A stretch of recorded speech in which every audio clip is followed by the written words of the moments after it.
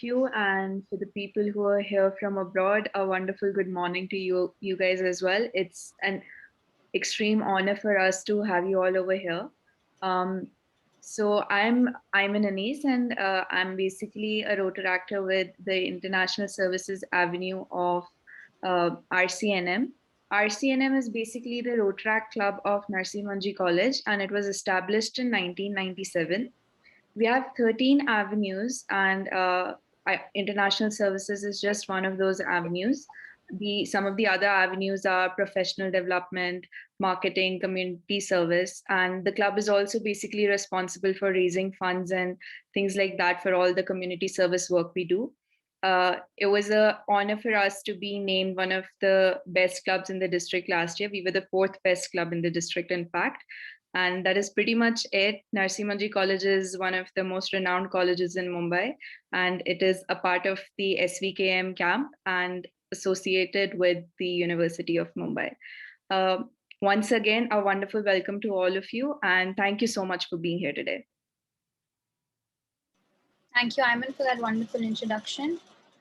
Now, I think before we begin this session, I would just like to introduce all the guest speakers once again. So today we have with us Vanya Bhardwaj, who is majoring in neurobiology, physiology, and behavior, and minoring in computational biology at UC Davis. Thank you so much, Vanya, for being here. We have Esha Jain, who is pursuing MSc Physics, BE Mechanical Engineering at BITS Pilani, Hyderabad. And lastly, we have Neelika Chakrabarti. She was pursuing a BTech degree in computer science and passed out in 2020. She's currently a functional analyst. So thank you so much for being with us, guys. And now I think we can get into the questions. So my first question to our panelists present here is that why do you think STEM is a predominantly male field? Is it lack of opportunities for women or anything else? Firstly, I would like Vanya to answer this question, and then we can go to Esha and then Nilika. Hi, so my name is Vanya. And so my take on this question is that it's largely a mindset. And I think that mindset is what results in a lack of opportunities for women. So it stems from a lot of things. It comes from their family. Their family's telling them that they're not capable of doing it. Their family's not supporting them through pursuing STEM fields. And then outside of their family, it comes from society. So even if they are able to cross that family barrier, they then have to face the society barrier of society not thinking that they're good enough, not supporting them, not having enough opportunities for women. And as you spread out, that feeling of lack of support from the world around you is a constant. So I feel like for women, it's harder to believe in yourself when it feels like nobody else believes in you, and it makes it exponentially harder to even get to the same place that men are able to get to with a lot of support externally.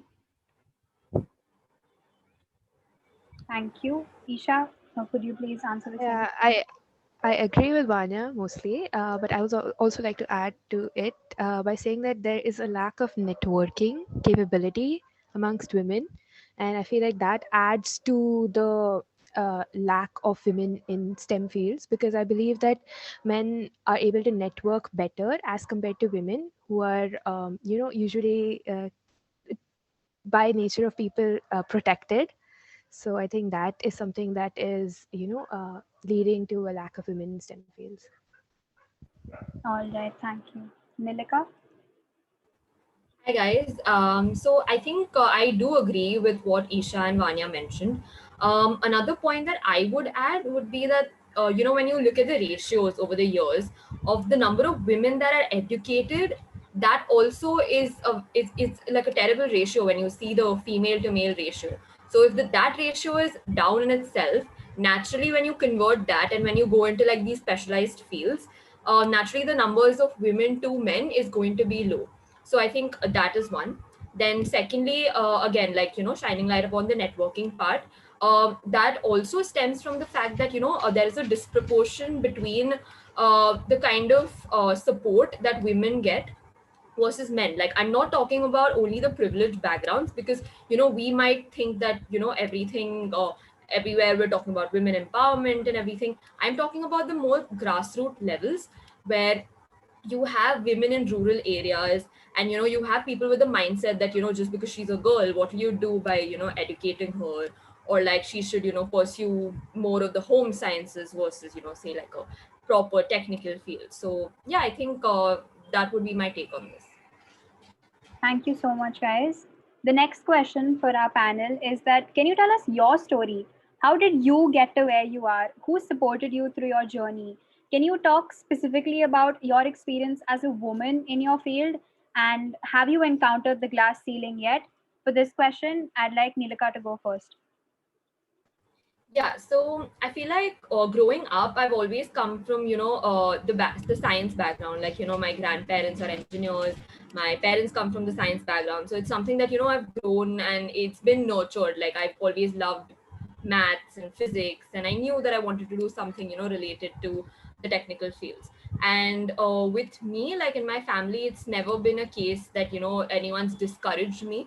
So I've been pretty lucky that way. Like I've always received the support that I wanted. And coming from the privileged background also, I've not had to face any discrimination till now. However, I would, I look at things around, I look at my friends, like I know for a fact that the ones who've been in the corporate world for a while, like I've just joined in. So luckily, because I'm part of a good organization like HDFC, I've not had to face that. But the people who've joined in, like say like the smaller startups, or like the tier 2 tier 3 companies, where you don't have such strong HR policies, I've definitely seen casual sexism happening, discrimination happening, especially like sometimes people very casually they engage in like mansplaining, which we dismissed as okay, fine, like he is unaware or something, but you don't get to do that, right? So I would say that the glass ceiling is definitely there. Like you look at the ratios at of women making it to the top positions, and I think that's a clear indicator that you cannot dismiss the fact that it doesn't, that it exists. It definitely does. Absolutely. Vanya, what is your story? Can you please tell us? So yeah, I mean, not really a story, I've like always wanted to pursue medicine like from a young age, and I feel like a lot of that came from uh, growing up. Like my family would always talk about it. My mom's side of the family had a lot of doctors. Generally, on both sides of my family, women weren't, pushed to be too educated. Growing up, whenever my dad would have like really educated conversations with me, his family would always be like, "Why do you take her so seriously? Like, why do you take your daughter so seriously?" I have a younger sister as well. So yeah, I would say that he was definitely my biggest supporter. He's always pushed me to be the best version of myself, and I feel like we're always our harshest critic. But if there was anyone that came as close to as harsh as I was on myself, it was him. So he always pushed me to be like very on top of my things academically. And so, because of that, it always motivated me to work harder. As for what it was like being a woman in my field and like experiencing a glass ceiling, technically, no, I haven't really experienced a glass ceiling, but being a woman in my field, a lot of times people would say, oh, she's just another brown girl in pre-med, that I'm not doing it because I want to be there or because I find it interesting, just because they were like, oh, every brown girl pursues pre-med. Like just like it's just a norm, and it's just expected of brown girls to go into pre-med. And then besides that, the opportunities that I would get, oftentimes if I had peers who didn't get similar opportunities, they would attribute me getting those opportunities to me being a girl. Be like, oh, you just got that because they needed more girls, instead of being, oh, you got that because you worked hard or you did this. It was never about my accomplishments. It was always down to if they didn't get it and I did, it was because I was a girl and not because I was actually capable of handling that task or that role better. Right. That is so sad how sometimes people feel that because there are two sides to the story, right? You can either use it as okay, there are less women in STEM and we should have more women in STEM, whereas people that misuse that entire narrative and say that, oh, you got in for XYZ just because you are a woman in STEM. So yeah. All right. Isha, can you please tell us about your story and being a woman in STEM? Yeah, so my mom is a housewife and she's done her BSc in botany, and my father is a BCom honors grad. So I haven't really had a lot of experience with engineers, but I mean, from a very young age, I always had this consistent belief about what I wanted to become in the future. So I think that really motivated them to support me throughout. So my mom found that I was interested in STEM, so she pushed me towards STEM from a young age.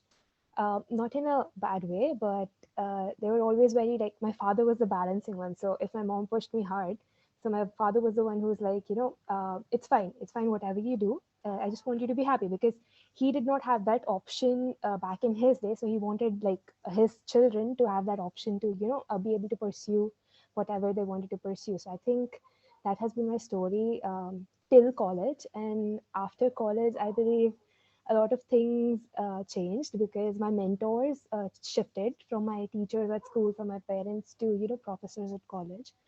So they were very very accommodating and very very modern, and they did not make me feel like I was different from boys, or they did not make me feel like I was less than anybody. They made me feel like a champion. So I think that has got to do a lot with how I feel currently.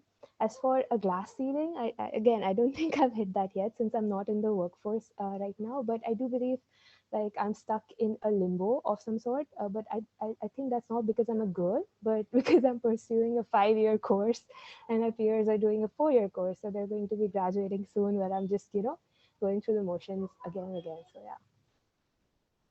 Absolutely. And I think our parents and the people around us, moreover, influence us in a lot of ways. So whether it's support, whether they discourage us. So these people end up influencing us so much. So even when it comes to being with, a certain group of friends, it's always nice to be with friends that would say support you, or what encourage you and want you to do better, rather than people that would call you out or just unnecessarily make comments. All right. So, my next question to the panel is, do you guys have any advice for girls that face gender discrimination in STEM fields? And for this question, we'll have Isha first. All right. So, firstly, if you're facing gender discrimination at any level, it's important to have a strong support system because uh, naturally these things are harsh, and it would always be better to have a support system with you so that you can handle everything and be at at your game. Besides that, I think it's important to stand up for yourself, definitely, and make take calculated risks even when you're challenging these things at the workplace or at your college. Besides that, I think there is not a dearth of opportunities in this world for really talented women. So I don't think you should get bogged down by these incidents, because things are changing, and I believe that as people, as women, if we continue to take stands and we continue to stand up for ourselves, that things will be better for us eventually. Absolutely. Nilika, what is your take on this question? Yeah, I think it's a very interesting question. Thank you for posing this. I would say that, the most important thing you can do is let your work speak for you. If someone's saying that you can't do something, work twice as hard and prove them wrong, because when they have that in front of them, then they have nothing to say. That's one. Secondly, adding on to Isha's point about building that support system, I think us as girls as well, if it's not us, like maybe I'm not being the one who's subjected to this discrimination, but I'm seeing, I'm a party to say, like, I'm able to see that another girl is being discriminated again. It's my responsibility to show my solidarity and support towards her, and to encourage her that what, you should stand up for yourself, and if you need support, then we're there. So I think us as a community ourselves, we need to help each other a lot. So that. Absolutely. In fact, I remember very distinctly that we had Paula Garcia Todd, who is the Global Strategic Manager of Pharmaceutical Solutions at DuPont Chemicals, which is a really, really big company in pharmaceuticals. And she also said something very similar to what Nilika did, that yes, people will doubt you, yes, challenges will come forth, but you can either take it as a challenge and be sad about it, that oh my god, I'm going to face so many challenges, it's going to be tough, or you could prove them wrong, or you could fight back and challenge yourself and tell them that, see, this is what I've done, these are my credentials, and which is why I'm standing here. So absolutely. Vanya, can you please tell us what you think about it? Yeah, absolutely. So I completely agree with both of them, and also just like going off of that, also just really taking yourself seriously and believing in yourself. Because if you don't, nobody else will. Like, you have to be your number one supporter always, because you're the only person who will constantly be there to support you. Everyone else, can give you temporary like moments of motivation and like pep talks and all that, but at the end of the day, you're the one who has to believe in yourself the most. Absolutely, absolutely. All right. My next question to the panel is, if were you ever discouraged from pursuing a career you have chosen, or the field you've chosen, and what, if so, then what gave you the courage to stick with it regardless? For this question, we'll have Vanya first.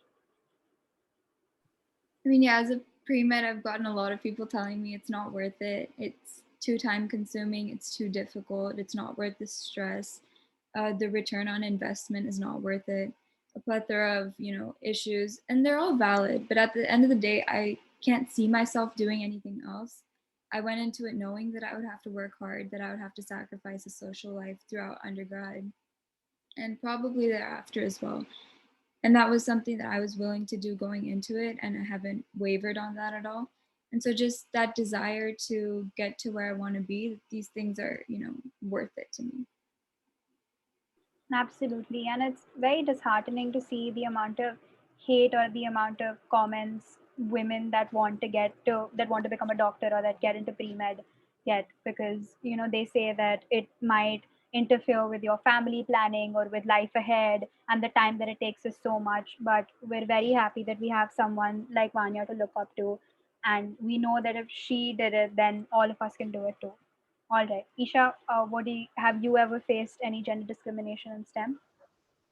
Not as such, but even when you do receive feedback from people that you think, you should take seriously, I don't take it personally, because a lot of the times people don't really, like, at the end of the day, they're human, right? So they might be frustrated, or they might not be happy with themselves, and they're lashing out in you as a result. So I believe that, again, like Nilika pointed out earlier, that your work speaks for itself, right? And I've always been consistent with my efforts. I think that has really, prevented me from feeling low about discouragement generally. All right. Nilika, have you ever faced any discrimination, especially because you are someone that has the exposure of working in STEM? Yeah. Right. So I think I would say that, I personally haven't yet, although I've always, had this thing where it would be like, because I pursued engineering, the ratios would always be like, every group project or everything that I did, it always had more boys than girls.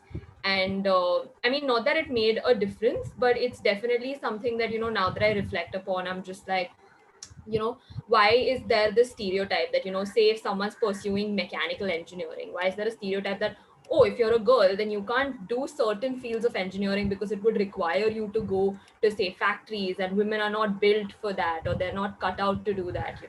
Like, I think that is something that really bothers me till date. And I think it's time that we change that notion, because I think right now we're at a point where women have the voice, like, at least in the privileged strata. And I think we need to make sure that, we also are the voice of this of the women in the lower stratas, like the ones who don't get these opportunities. So and even in terms of, like, right now, like after I've pursued my engineering, because I'm a functional analyst at HDFC, my entire team would probably have like 3 women, and the rest, like 16, 17 of them are all men.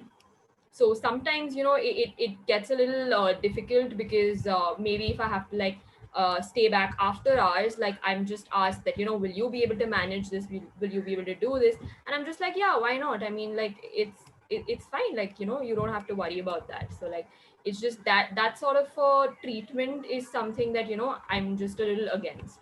So yeah. Right, right. All right. My next question to you guys is, do you think that it is harder for women to maintain a sensible work life balance than men, given their extra responsibilities in the home? For this question, we'll have Neelika first. I'm sorry, I think I couldn't hear you. Could you repeat your question? Absolutely, absolutely. So, do you think it is harder for women to maintain a sensible work life balance than men, given that they have extra responsibilities at home? Yeah. So I think the first thing that I would draw attention to is the fact that, given they have extra responsibilities at home, I would like to question that, why is that the notion? I get that, if the previous generations had this notion where, women were supposed to do all the housework and it was their responsibility. But I think today, we as women, because we are like, investing equal number of hours, if not more, than men, at work, right? So we need people who would understand that, the domestic chores or like responsibilities at home don't are not restricted only to women. Like your partner or your family, they need to take equal responsibility of, doing their bit. So, and once that happens, I don't see why, maintaining a work life balance would be difficult for women, because now you have the men of the household also taking in like responsibility. So it's shared responsibilities and roles at both your workplace and household that, really needs to be done. So yeah, I mean, women can do it. It's just that people need to step up their game about not, putting it all on women. Like it's not our responsibility to manage the houses, it's yours as well. So yeah. Absolutely. We should divide the household activities and everything that needs to be done. I mean, like Nilika correctly said, if at work women can give as much as men do, then why can't men give the same amount of work that women do at home? All right. Vanya, what do you have to say about this?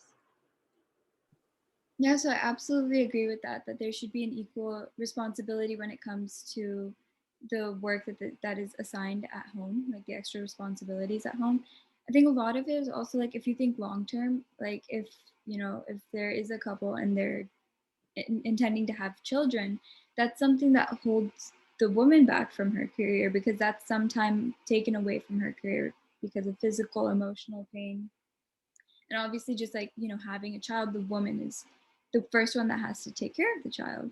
And so in that sense too, like I think that's a shift that we have to work on to like adjusting to that, because obviously like childbirth will always be a woman's thing, and that shouldn't be something that holds them back, but at the end of the day that is some amount of their life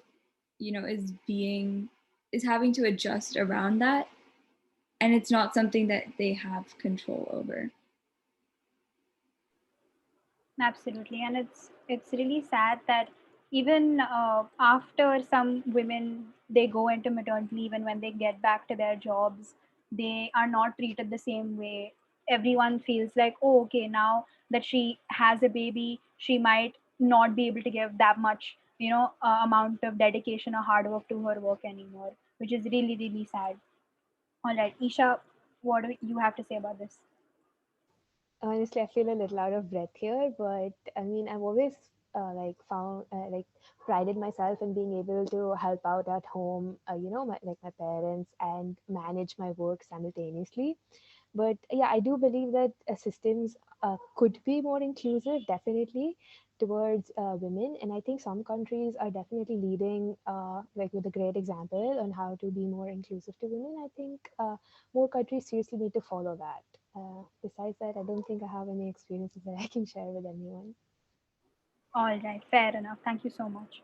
So, the next question to you guys is, there is a lot of research and even talk about how girls' interests conventionally align with careers in the HEED spheres. HEED stands for health, elementary education, and domestic.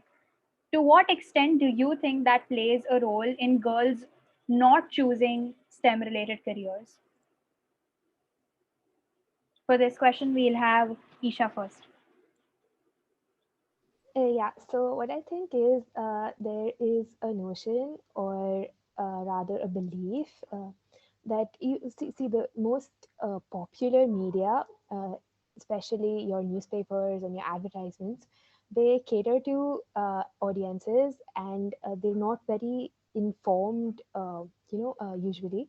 I think that plays a major role in uh, reaching out to people, at the grassroots level as well. So I think that could policies in those areas could really change this idea that women are more natural at heat fields and not at STEM fields. So I think that is something that can be done to combat this idea. Absolutely. Nilika, what do you have to say about this?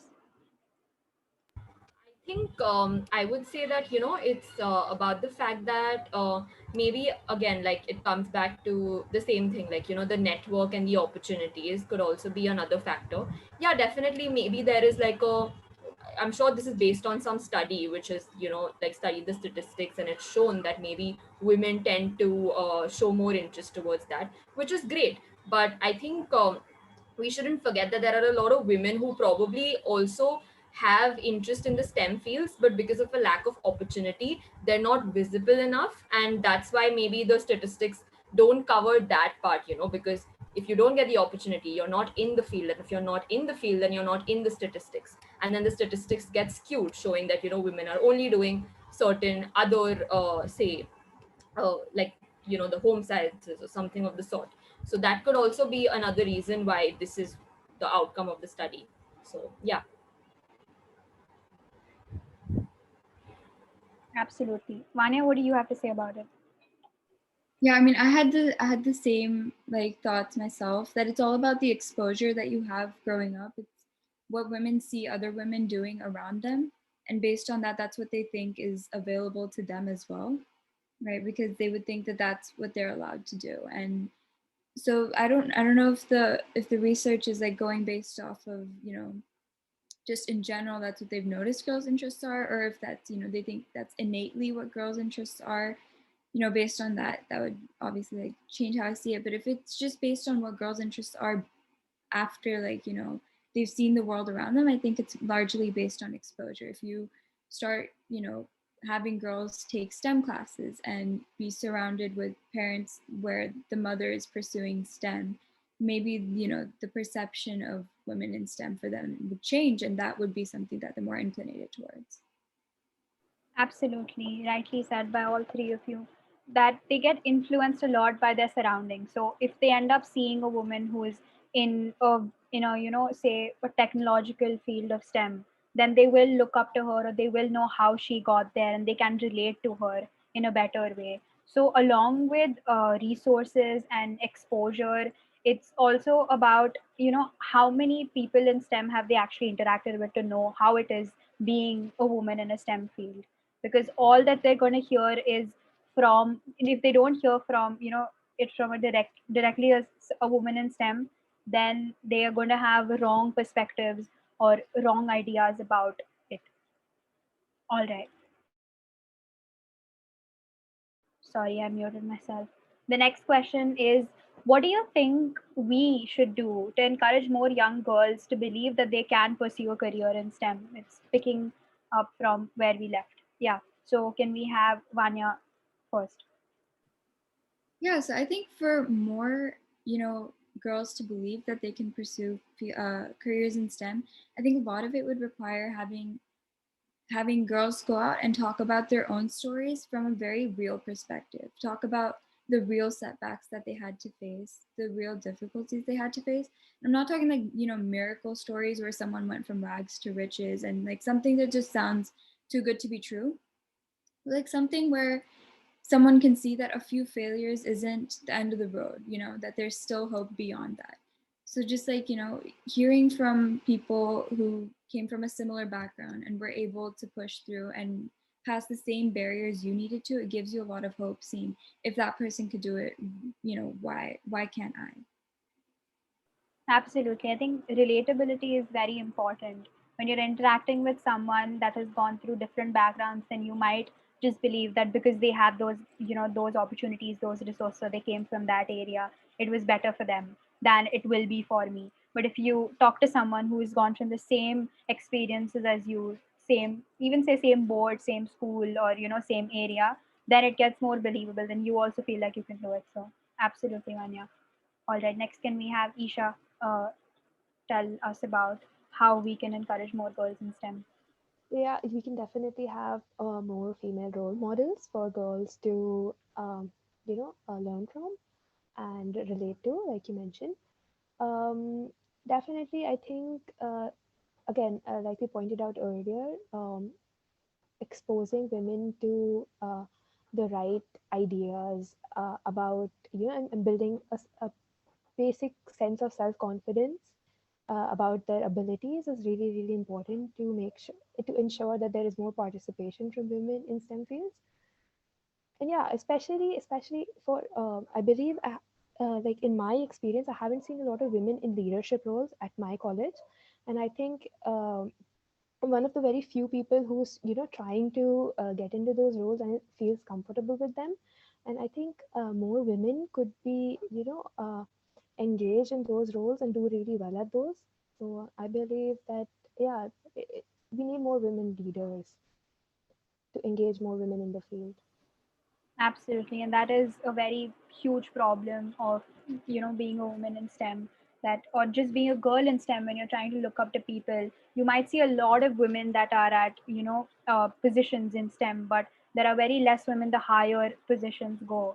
So which is sad, and then looking up becomes a problem. And of course, the lack of female role models exists, which is why a lot of them don't have someone to look up to or don't know someone that has done it, so they can also believe that they can do it, which is the main aim of the sessions that we take with accomplished women at STEM4Girls. Of course. All right. Neelika, what do you think? How else can we encourage more young girls into STEM fields? I think the fact that we're sitting here today, like celebrating women in STEM is like it's pretty encouraging in itself. Like we should have definitely have more such events. Like when we talk about changes and encouraging people, it doesn't necessarily have to be a very big step. It's like even if you're able to influence say like 20 people through one workshop, or like there's someone like Vanya and Isha mentioned that if one of you like reaches out to someone who's confused, who has doubts, if I'm a girl and I'm not sure whether I'll be able to pursue my interests because of whatever the others say, like people might discourage you. Like you as a person who's had experience being a woman in STEM, you can definitely guide the other person. So that definitely makes a big difference. And then talking about it from a more like from a larger scale, there definitely has to be like changes at the company levels or at the educational institutional levels, where they encourage students, and they encourage programs facilitated to support women in STEM. So that is something that is happening, and I'm glad. And I'm seeing like a change in trend, like more and more women are getting into STEM fields, so that is great, and I hope that continues. Absolutely. I think anyone that gets into STEM, wherever position they are in, they should be ready to help people. And I mean, you could just clear someone's doubts, and we also need to understand that these people need a lot of courage to finally get up to, someone they have absolutely no idea about and ask them something. So I think the community is very supportive, but still, if, some more women in STEM could just take off a little bit of time and help people out, and also don't be afraid to reach out.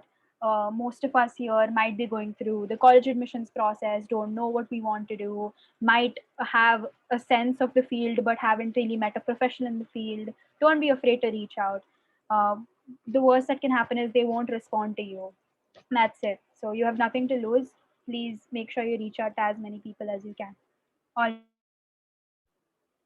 My next question to the panel, which is my last question, which means that after the panelists have answered this question, the audience can type out their questions in the chat box, and I will be recognizing them one by one. So you guys can start typing out your questions.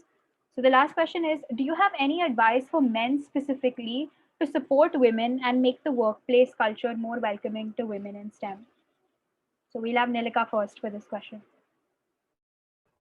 I think I've seen a lot of cases where there are these HR policies in place, but then say I am someone new who's joined an organization, and then what happens if a superior makes a sexist joke?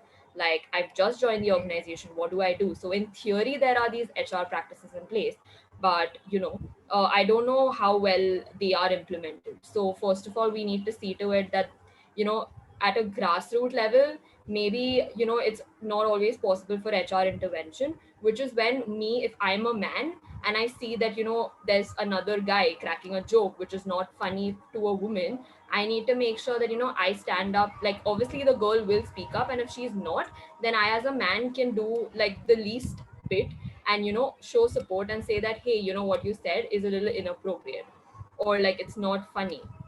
So I think small things like that. And another thing would be that if there's I would say that if you're someone who believes in stereotyping women, and not just women actually, a lot of job roles are stereotyped to be like, okay, women can do this better, and some industries say that men can do certain things better and they should stick to it. I would just say that don't stereotype professions with gender, because anyone can do anything. So I think that's the first mindset we need to have. And the moment that happens, I think a lot of things start changing in itself.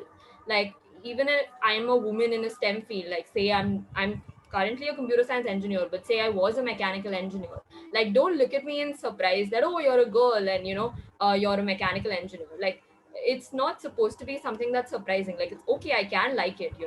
So I think let's start normalizing the entire idea and not treat it as something alien.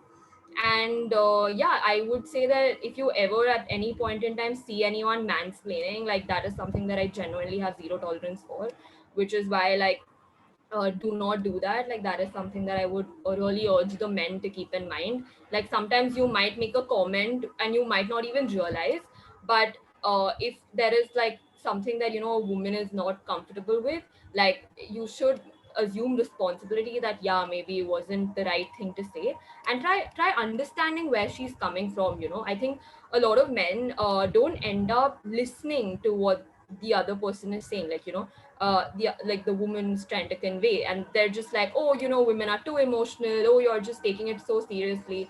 Like, no, like, stop assuming that. And I think the same goes for women. Like, just like women, a lot of men are like, you're too emotional, and then when you think of the man, like, they're not supposed to be emotional. Like, let's have that balance and not give in to these stereotypes. So yeah. Absolutely, that makes a lot of sense. And like you said, that gender stereotype about being a girl and pursuing mechanical engineering, we'll throw it to Isha, who is a girl and is pursuing mechanical engineering.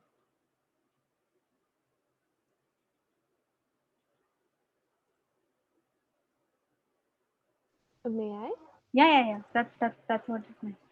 Yeah, all right. So again, I believe in my experience, it is that like I, as a woman, can understand my female juniors better or my female batchmates better. And I believe that men in general lack an understanding of how women work and what problems essentially women face on a daily basis. And I think that could be better if people just try to be more inclusive with each other, try to understand each other better before assigning judgments based on their first impressions, because men usually have like more interaction with other men, so that is their or their moms or their teachers at school. And I think again, see, there is a lack of exposure to female role models, even that is the case for men as well. So I think men need to have a better understanding of women to make sure that they are more inclusive towards women. And I definitely think women should be more vocal about who they are and their capabilities and confident about themselves. And I think that will really be a game changer. Absolutely. Vanya, what do you think men can do to make it more inclusive? Next time, more inclusive for women. Yeah, I mean, building on what was said, I think women are very capable and like very self-sufficient. I think they're really strong.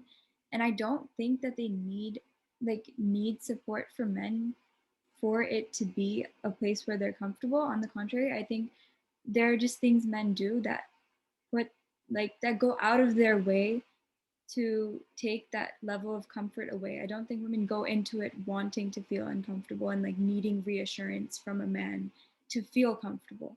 They go in feeling fine, and then men make unnecessary comments, unnecessary, I know, like Neelika was talking about, like sexual comments, or like, making like sexual jokes and just being inappropriate, condescending, demoralizing, instead of something they can do to make women feel more welcomed. I think there's a lot of things they can avoid to not make women feel uncomfortable and unwelcome.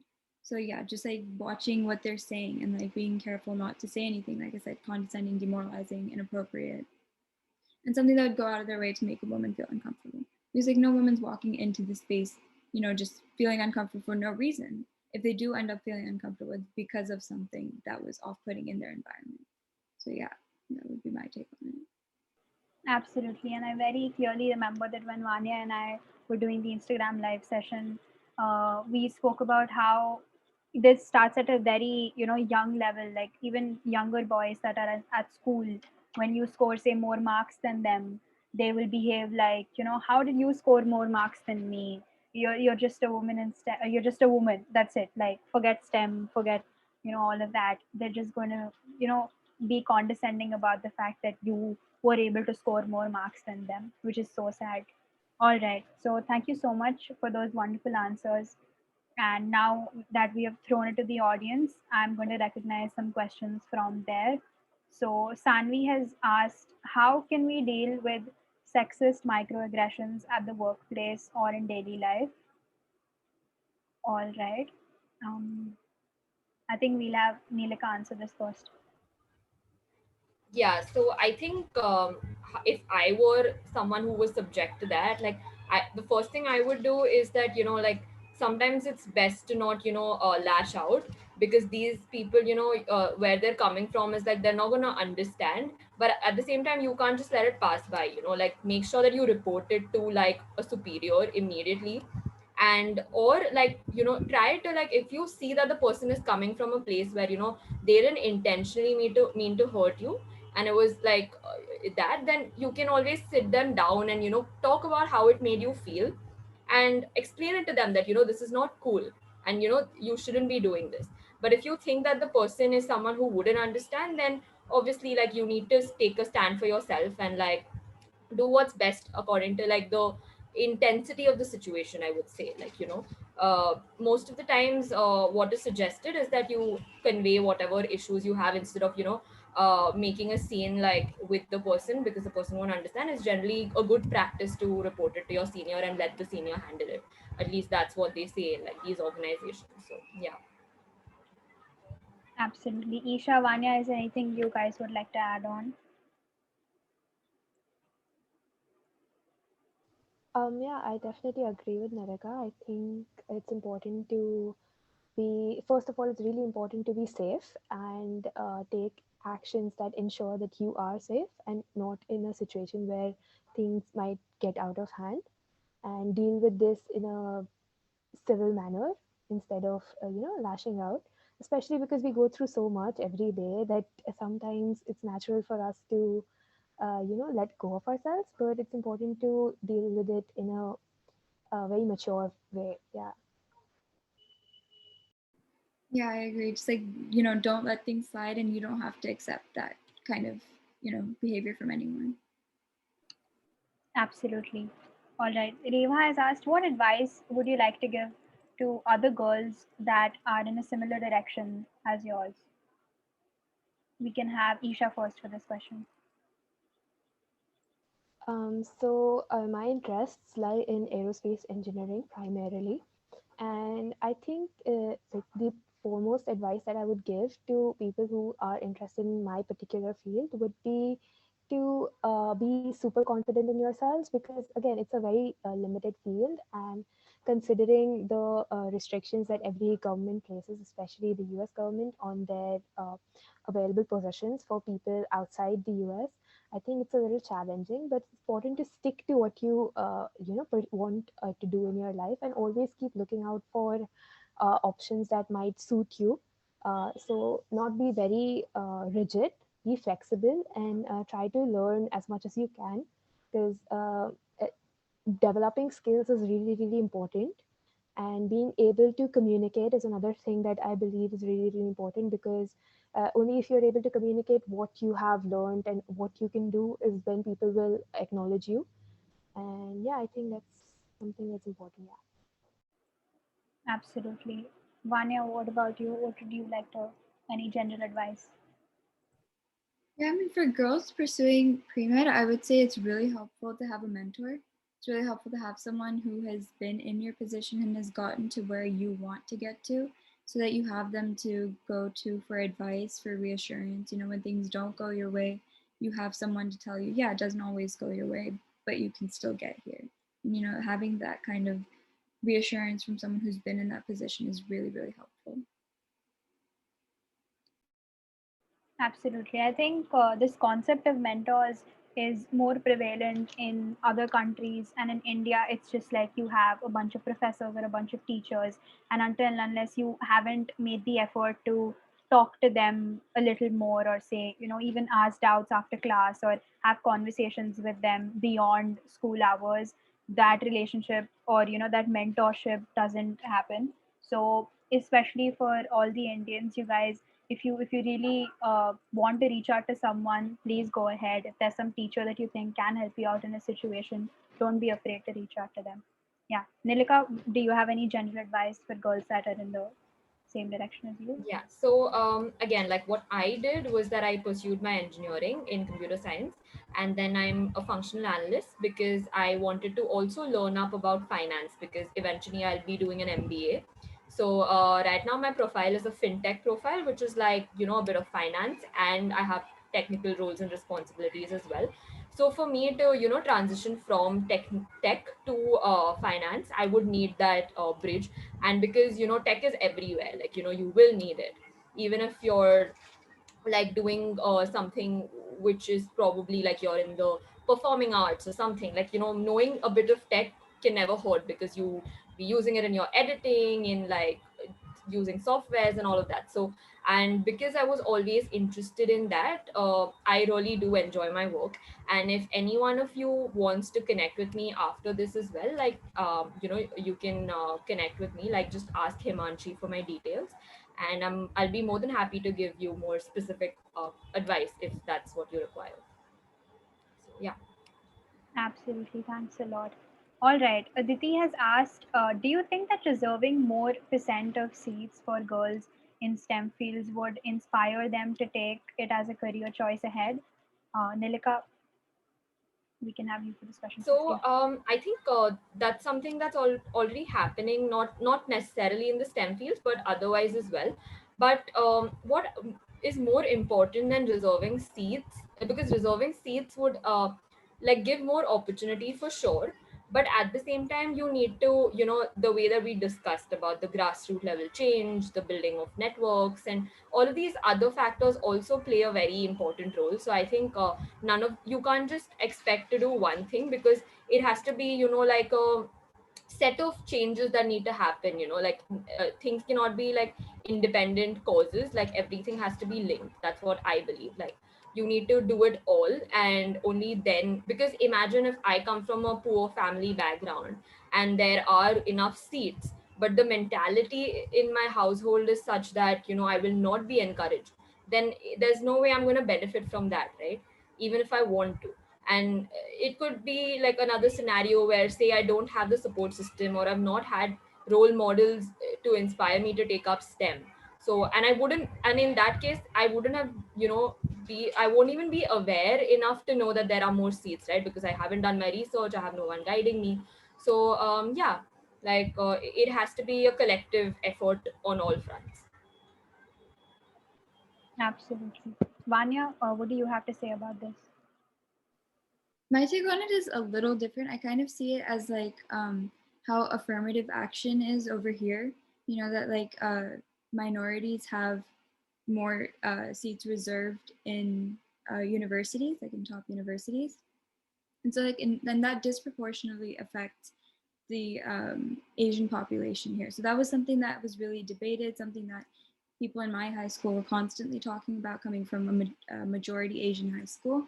And so understanding that concept and understanding how the reason for affirmative action being in place and the systematic racism behind it, the fact that we had these opportunities that allowed us to have the credentials to consider these top schools, and for people to not have those opportunities to have those credentials in the first place, that it wouldn't be fair to them. So for their credentials to not be taken as seriously and for them to be considered with lower statistics was fair because they didn't have, equal opportunities. I think this is like in a similar sense. Women don't have, equal opportunities going into it always. So having, open seats for them initially to get them to a place where there are equal opportunities eventually, and then getting rid of that quota, making it so that it is equal for everyone. I think those are kind of similar. And so I understand where that would help. Absolutely. Esha, what do you think? I agree with Vanya, and I think that these strategies are in place because of existing inequalities.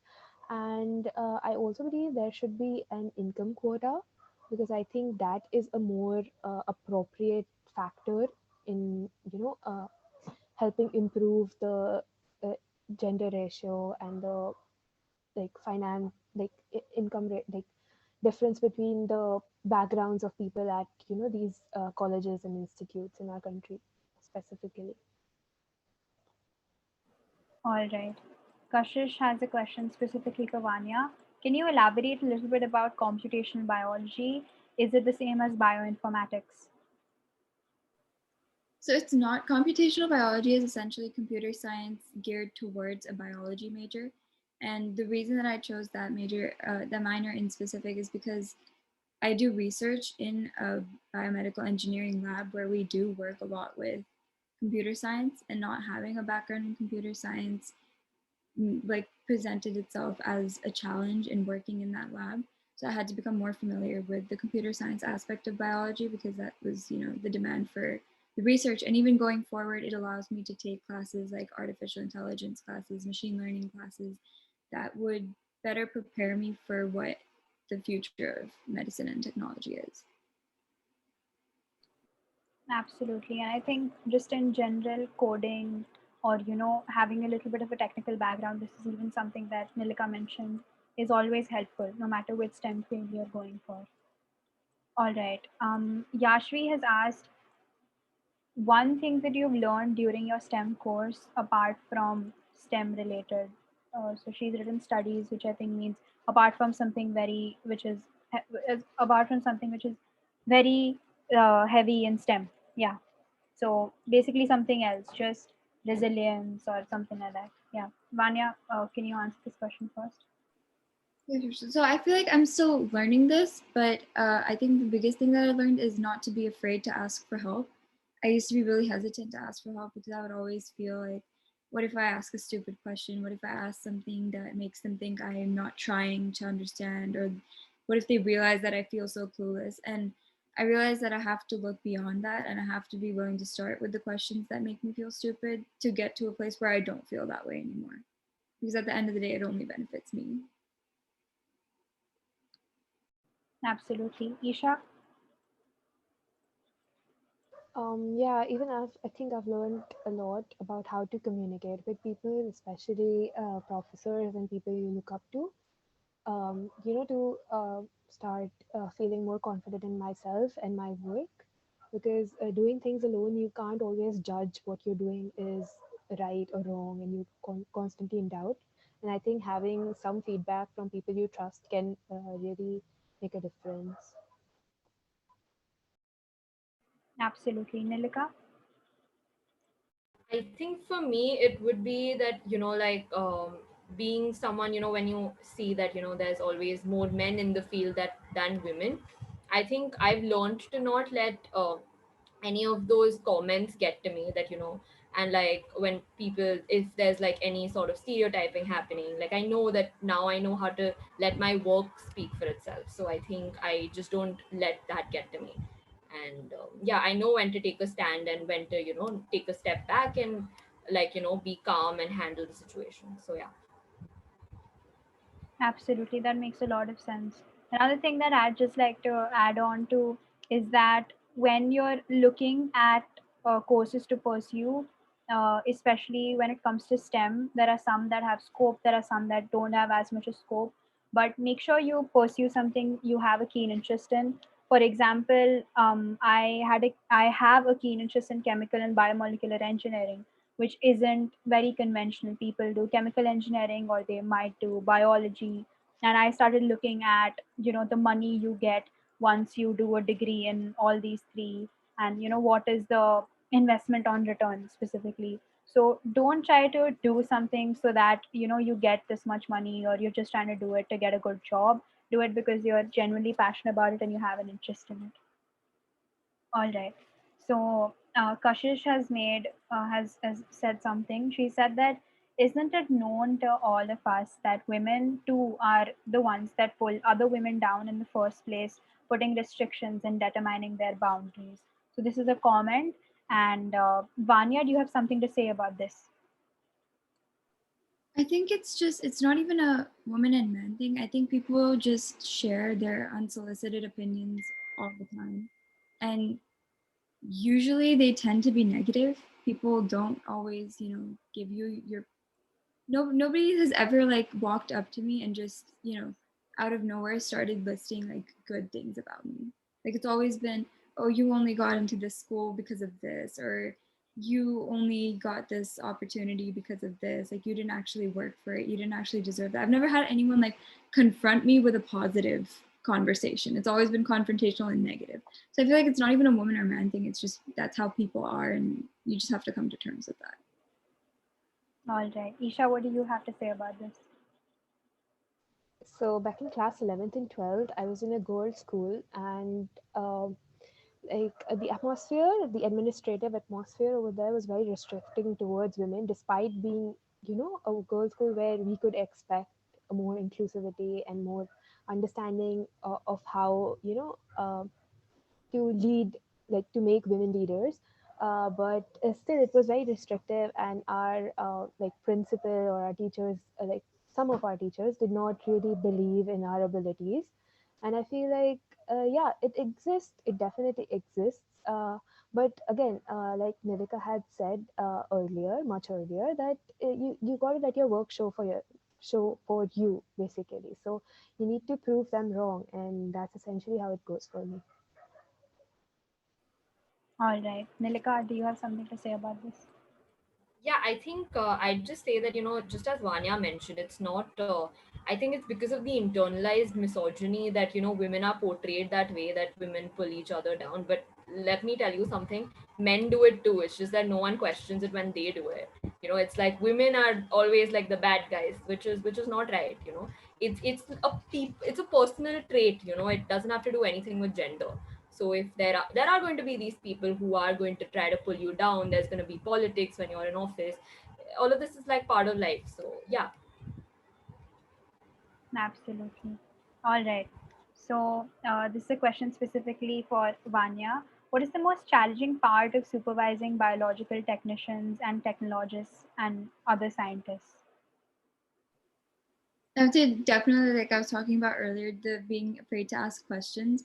A lot of times you go into those meetings and you don't really know what to expect, and they'll bring up like technical terms that you're not familiar with. And I know this from experience. I started working on a research project with one of my favorite professors, but I was always too scared to ask about, the bigger picture and what exactly we were working with. So I would, do the assignments and, watch how things were being taught and, copy that over, present every week. And it was going fine and everything.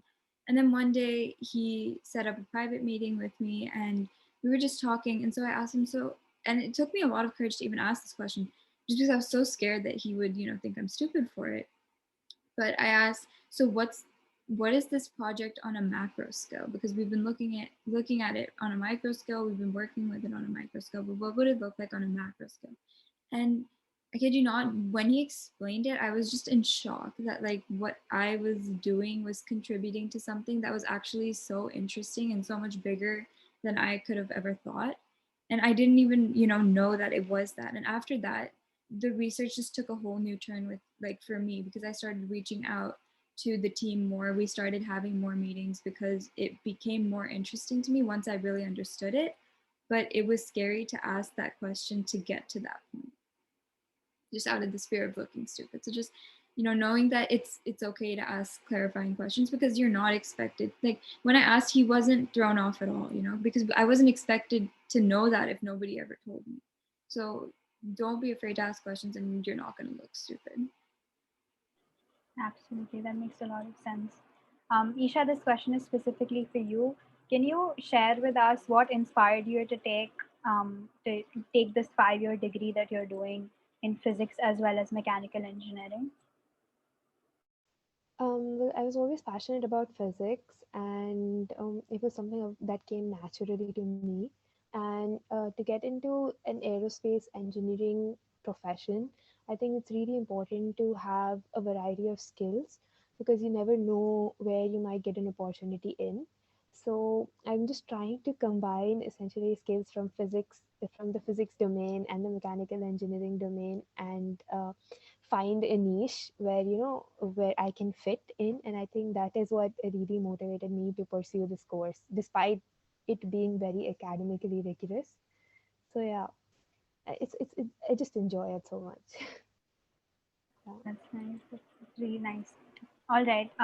Nilika, there's a specific question for you as well, which is what is the skill set required to be a functional analyst?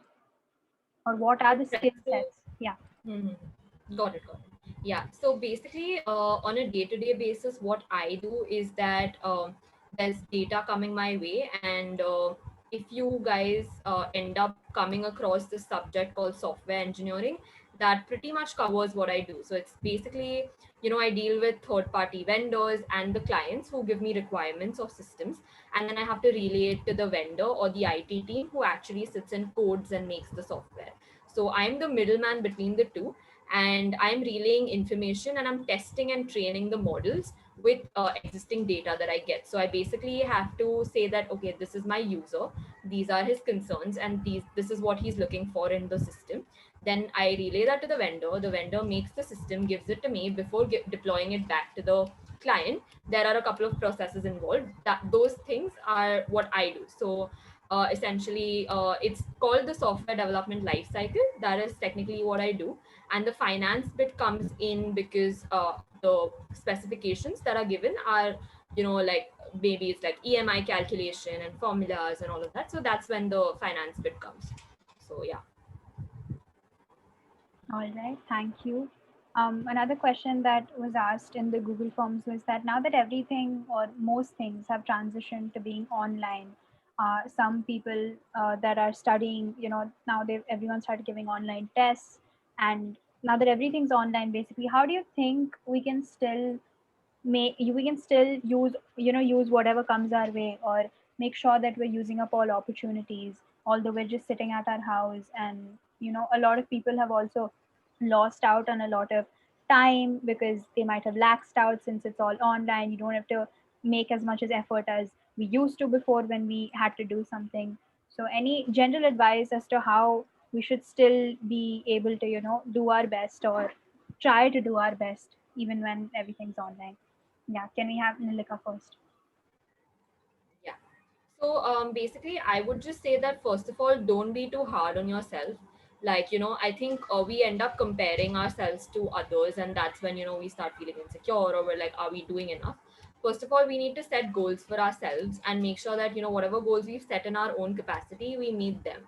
Now, secondly, as you mentioned, things are shifting online, and I think that's in fact opened a lot of other avenues that we wouldn't have before the pandemic, because now there are like so many more online programs and initiatives that are happening. So I mean, how I usually get to know about all these is through the network that I have, like my seniors or my friends, my peers, or LinkedIn. And there are like these platforms where you continuously keep getting some or the other information. And then yeah, you got to do your bit, like research, see if that aligns with your interests, or if that's going to help you in the future. And yeah, then just like take it in and like take it at your own pace. Don't like overburden yourself. And as long as you're having fun doing it and learning something new, I think yeah, you'll be able to like manage. Yes, that makes a lot of sense. And something very important that everyone should take away from her answer is LinkedIn. You might think you're too young to be on LinkedIn. Please get on LinkedIn. LinkedIn is very resourceful, very helpful. You can connect with different people. You can text them once they've connected with you. You can ask them what exactly are they doing, and or if you want to be at a certain university or a certain college, and you can connect with people from that university or college and ask them how is it being there. I have so and so things on my CV or on my application. Do you think these are enough? Do you think I should do something more? So please get on LinkedIn. It is very helpful. Yeah, Vanya, what advice do you have? Yeah, so I think like Nilika said, it's important to not compare yourself to others, and it's really important to not be hard on yourself. But it's also important to, branch out and like look for opportunities actively, because with things online, it won't be as easy to find them. On campus, we were able to get things through word of mouth, or you might, accidentally run into someone, or just it might come up in conversation, and that's more rare now. So you have to be willing to go out of your way to look for the opportunities that you want to find. But if you do look, it's possible to find any of the opportunities that you seek to find. I started a research project I've started two research projects during quarantine. So like it was something I didn't anticipate. I thought that I was going to be on hold with that aspect of pre-med until I got back on campus, but I was able to do both of them remotely.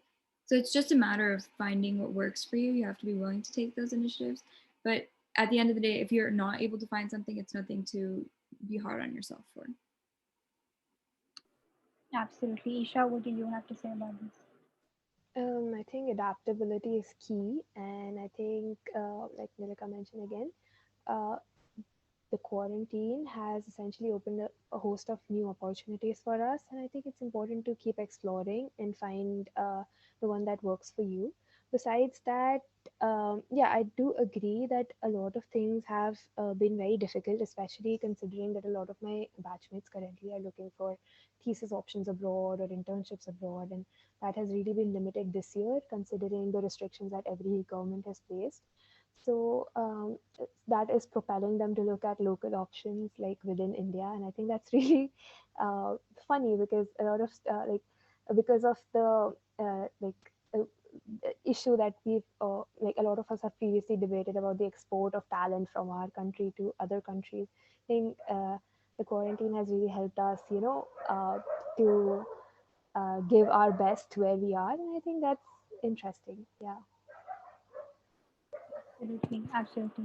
Another question that was asked is that now obviously STEM is so rigorous, right? When you're studying STEM and even when you're working in general, like forget being in STEM, just working in general, there are times when you feel like giving up, or there are times when you feel like your mental health is going to dogs, or you really need to do something about it.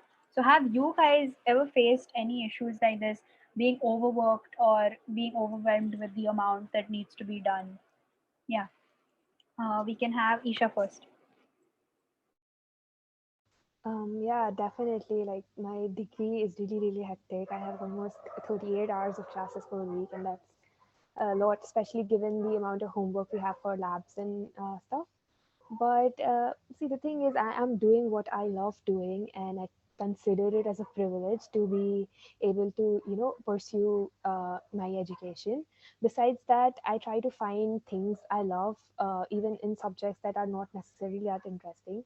For example, I have a lab that deals with nanotechnology and microscopy, which is not really my thing, but I get to I get exposed to a lot of data analysis software, and I've been doing my reports in LaTeX, which is again a very important tool for research, and it's been fun to learn those kinds of things. Besides that, yeah, that's all from me. Yeah. All right, thank you. Nilika, what do you have to say about this? Yeah, I think it's interesting that you mentioned mental health because along with my full time job at HDFC, I also have my own startup, which is a mental health foundation. It's called Chitta. So if any of y'all at any point, feel that it's getting too much, you can always approach us. We have people to help with those sort of things.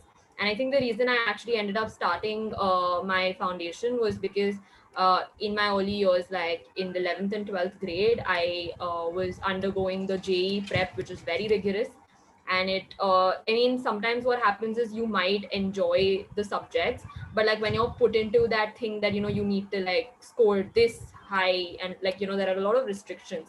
So just make sure that you have enough balance with whatever you're doing.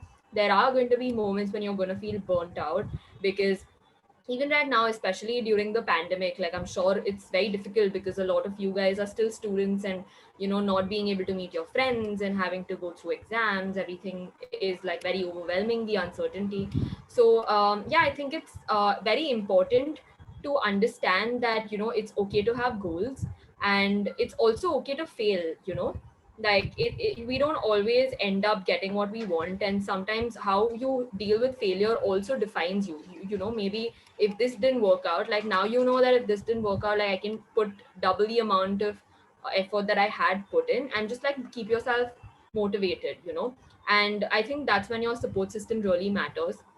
So, and take your breaks. I think that's something that we don't talk about much. Like, as much as it's very important for us to push our boundaries, but we shouldn't push ourselves so much that we reach a point of burnout, right? So it's very important to recharge, and like don't lose touch with your recreational activities, like along with your work. That's very important. So yeah.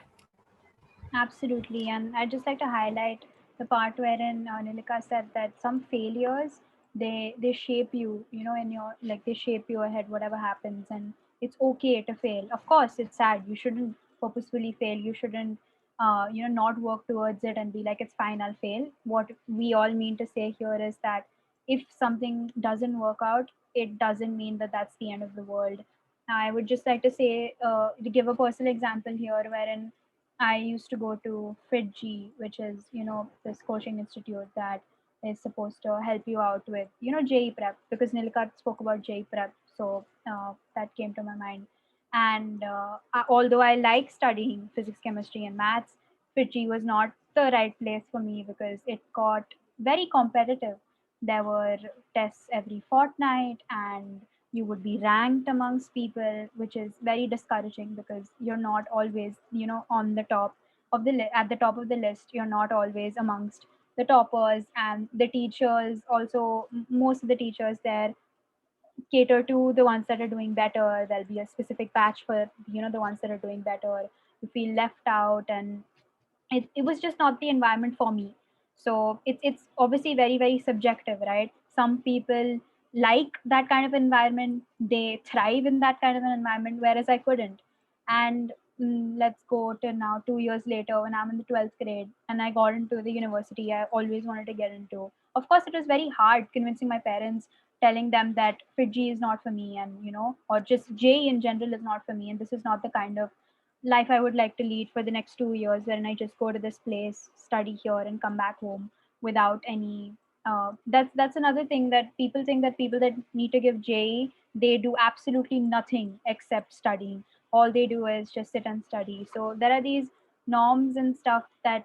So I mean, the point that I was trying to make is that it was not for me, which is obviously very subjective, and that failure, that I could not do well in something like the J, or I could not adapt to that kind of an environment, has made me what I am today. I explored different options, and I'm much happier, or I'm just, very satisfied with what I've been able to do now. So don't think that this is the end of the world. There are many other things that you can pursue that you will end up enjoying. All right, Vanya, what do you have to say about this? Yes, I mean, I completely agree with everything that Nilika and Esha said.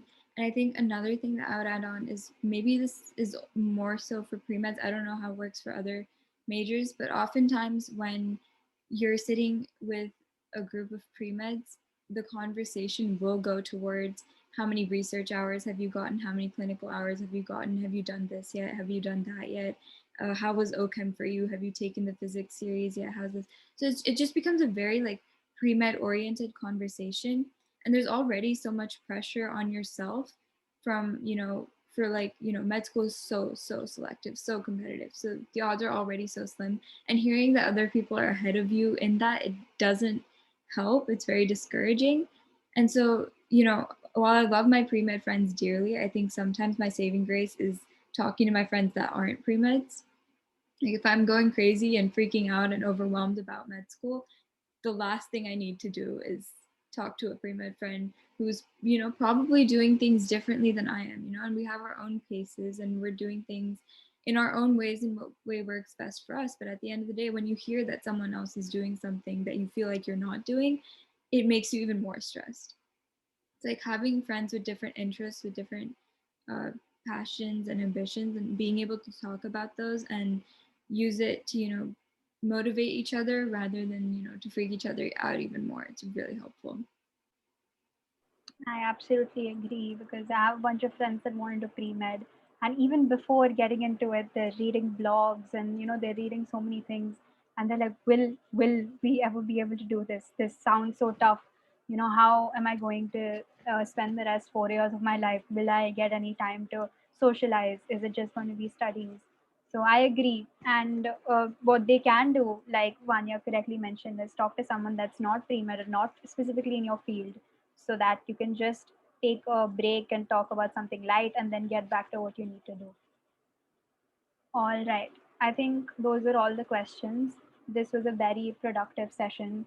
We've learned a lot about your field specifically and being a woman in STEM or being a girl in STEM, studying in, these top colleges that you guys are from, and such different fields, such diverse fields.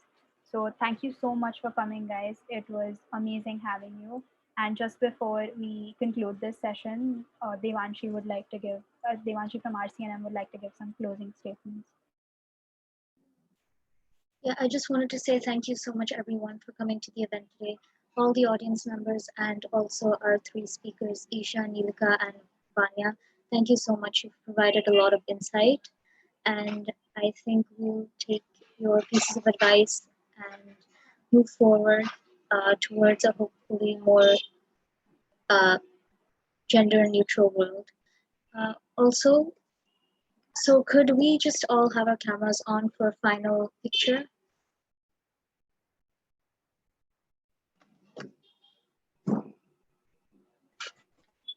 Audience members.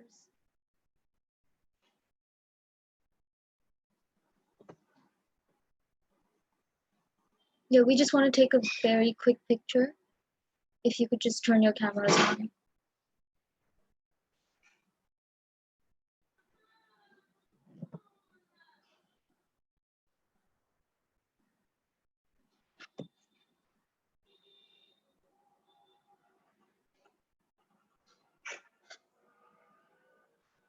Janelle, can you take the picture, please?